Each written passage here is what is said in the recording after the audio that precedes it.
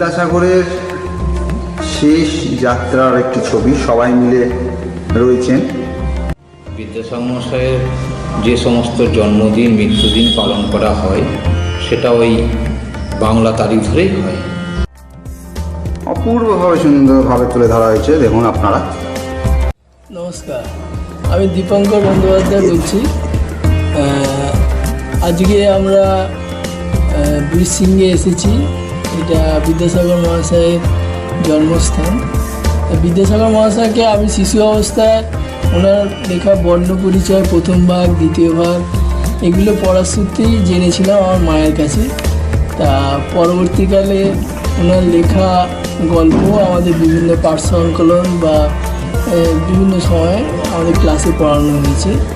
এবং বিদ্যাসাগর মহাশয়ের জীবনী পড়তে গিয়ে যেটা জেনেছি, উনি একমাত্র সেই সময়ে পরিপ্রেক্ষিতে নারী শিক্ষার ব্যাপারটার ওপরে উনি জোর দিয়েছিলেন।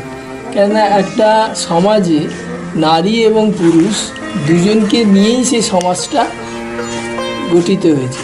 তার মধ্যে পুরুষরা শিক্ষিত হবে আর নারীরা শিক্ষা পাবে না, এটা তো উনি মানতে পারেন। তাতে কী হয়েছে, গোটা সমাজটা সেভাবে ডেভেলপ করতে পারেন।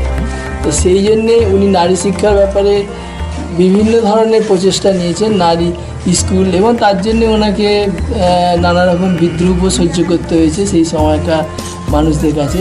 তার সত্ত্বেও উনি ওই ব্যাপারটা থেকে পিছিয়ে আসেন। এই যে তার মানসিক জোর, এটাই কিন্তু আমার বিদ্যাসাগরকে খুব শ্রদ্ধেয়, এবং আমি ওনাকে এই কারণের জন্যই খুব শ্রদ্ধা করি।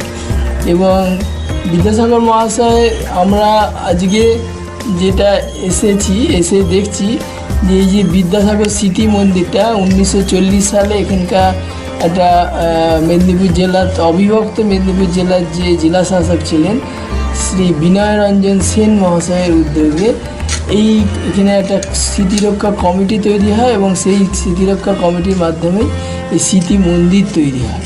তা আমরা এটা দেখছি। পরবর্তীকালে এখানকার বিধায়ক শ্রী শঙ্কর দলুই মহাশয় তার বিধায়ক ফান্ডের তহবিল থেকে তিনি এখানকার যে আগের যে পুরনো যে মাটির বাড়ি খড়ের চালের আদলে কয়েকটি পাকা বাড়ি তৈরি করেছেন।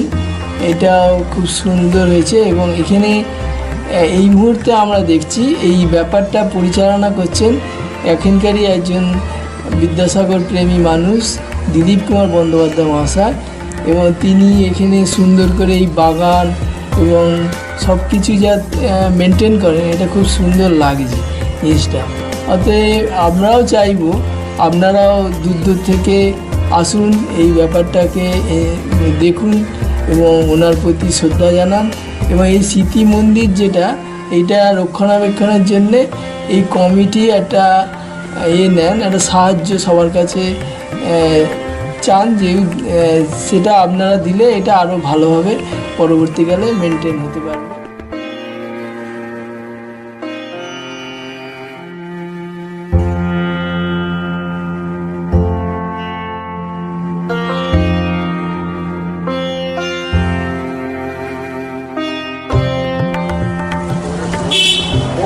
এই যে স্কুলটা দেখতে পাচ্ছেন আপনারা এই মুহূর্তে পর্দায়, এটি বিদ্যাসাগর মহাশয় তৎকালীন সময় নিজে স্কুলটি প্রতিষ্ঠা করেছিলেন। তাই জন্যে স্কুলটিকে দেখেছেন, দেখুন ভালো করে দেখুন, দেখতে পাচ্ছেন হয়েছে হেরিটেজ বিদ্যালয় বলেই ঘোষণা করা হয়েছে।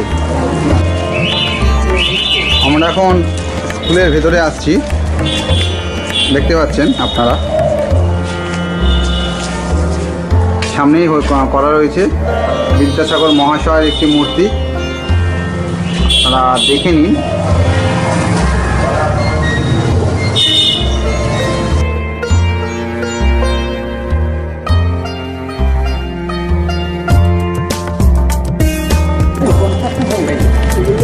এই যে সাদা রঙের যে বিল্ডিংটা দেখতে পাচ্ছেন আপনারা এই মুহূর্তে, এটি বিদ্যাসাগর মহাশয় এখানে নিজে হাতে বানিয়েছিলেন। আমি আপনাদের জুম করে সামনে উপরে লেখাটা দেখাচ্ছি যতটা সম্ভব।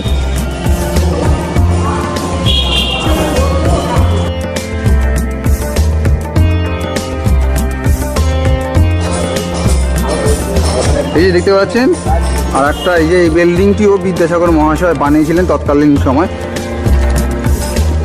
এটা পুনরায় বানানো হচ্ছে, রিকনস্ট্রাকশনের কাজ চলছে, দেখতে পাচ্ছেন আপনারা। এই যে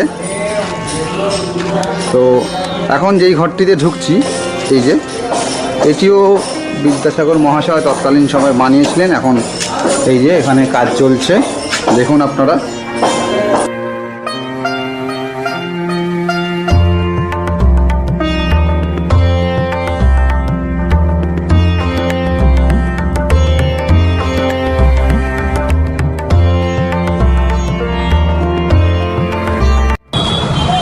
আজ সকালে আমরা বিদ্যাসাগরের জন্মস্থান বীরসিংহে এসেছিলাম।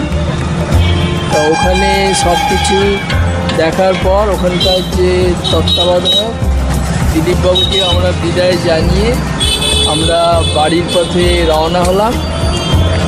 আসার পথে আমরা এখন আটাল সেন্ট্রাল বাস স্ট্যান্ডে আমরা পৌঁছেছি।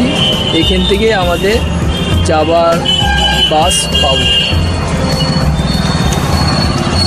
তো বুঝতেই পারছেন আমাদের ব্লগ এখানে আমরা শেষ করছি। বিদ্যাসাগরের বাড়ি দ্বিতীয় আমাদের ব্লগ।